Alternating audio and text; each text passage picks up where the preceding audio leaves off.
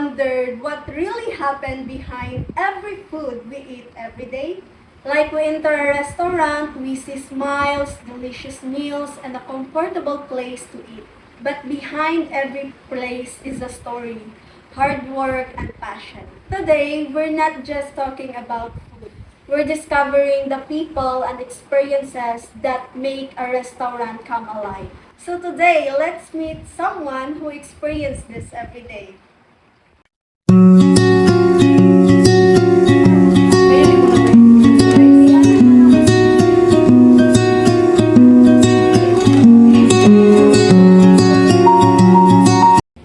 Hello everyone! Welcome to our Journey Talk where we explore real stories from a person who have experience working in tourism industry. So without further ado, let's welcome our guest for today. So hello sir! Hello, how are you guys? Hello ma'am! So, How are you? We are okay. We are still fighting for our college life. Yeah. How about you sir? No, I'm okay. yes. I'm okay. It's okay. Good to hear that. Thank you for joining us today, sir. Can you introduce yourself? My name is Ashraf Al Mahdi. I'm a petroleum engineer, Egyptian, and I'm here in Tagum since 7 years.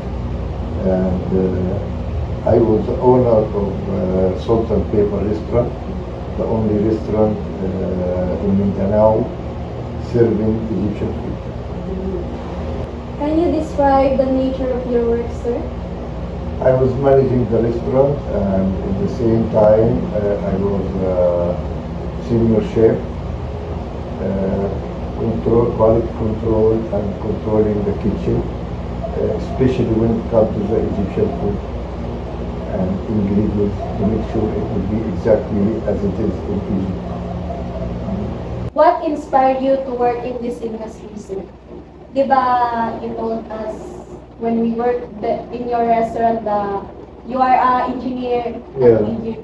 So what inspired you to work? No, it's my happy cooking, and when we are here, I found that we don't have Egyptian restaurant here.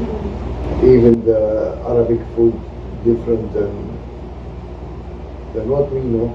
So it came to my mind, this is the time to Open. fulfill my dream and make to open the restaurant here. And it's very unique, sir, because the chef is the one who is Egyptian Jew. Yeah.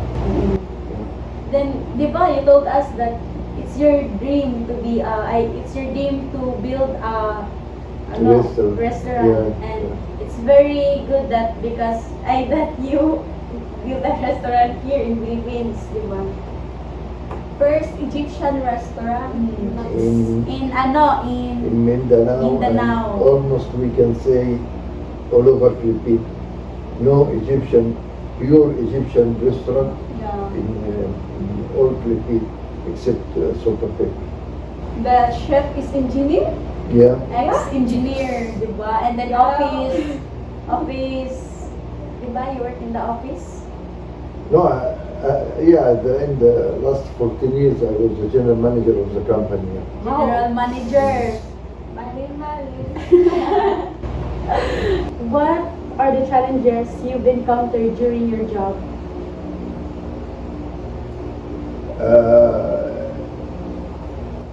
Not during my job, but as a business, there was some challenges like the flow of customers, introducing the Egyptian food to the people. Some of them they know, some of them they don't know, but we succeed to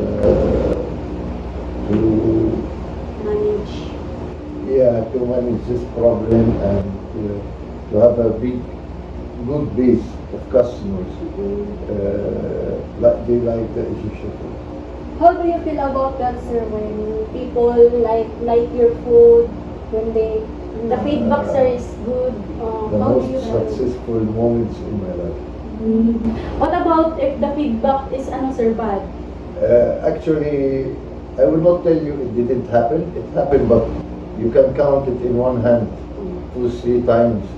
All the time the people they enjoy the food, especially this one, if they have a certain taste like that. Yes. different. We have one prof here in UM.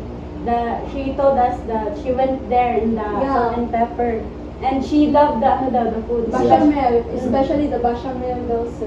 Bechamel, one of the top seller. We boom, and the people till now they are asking me about it. The misaa and the Koshari. So, sir, how do you ensure the good service for your customers? Of course, making sure of the cleaning of the restaurant. The most important issue also of the ingredient and quality control in the ingredient. We are making sure that all ingredients are halal and the best ingredient we can buy. Same time to make sure during cooking everything is clean, everything is strict, and you know what was happening there. And after that, after preparing also we have again quality control, quality check was happening by Mayor Omar and our senior. So we have a lot of stages during from receiving the order until we start serving. There was a lot of procedures to ensure that everything that will be in a high quality. How did you cope up with those challenges, sir? First by advertising through Facebook and advertising the pictures of the food, what is the description of the food, joining the Avenida and any occasion happening in Tagumir, we join just to So that get to know the people- people and the people get to know us like that. And make it sometimes discount, like it, to attract the people to come to the To the restaurant. Okay, sir. What advice can you give to the future tourism professionals? First of all, to be patient and learn and invest some time in learning and getting a good training, and don't think about money from the beginning, and because the money will come later when you get the experience, but you have to get experience. And you are lucky, guys. In Tagum now there is a lot of restaurants international coming here, so you have the chance to get a good experience, but you have to be patient. Don't be in a hurry. Take like what you did, take it from the beginning and then go moving step by step until you learn. And then this is the time you will become professional. Because it's okay man to start in the Of course. bottom and then Yeah. until you reach in the top. So despite the challenges, it is also a rewarding career because tourism professional create a meaningful and memorable experience for people around the world. Once again, thank you for our guests for sharing your wonderful and valuable experience and insight for us today. Thank you and good luck. From this interview, we learned that working in tourism industry is not only exciting, but also challenging. It requires dedication, patience, teamwork, and communication skills.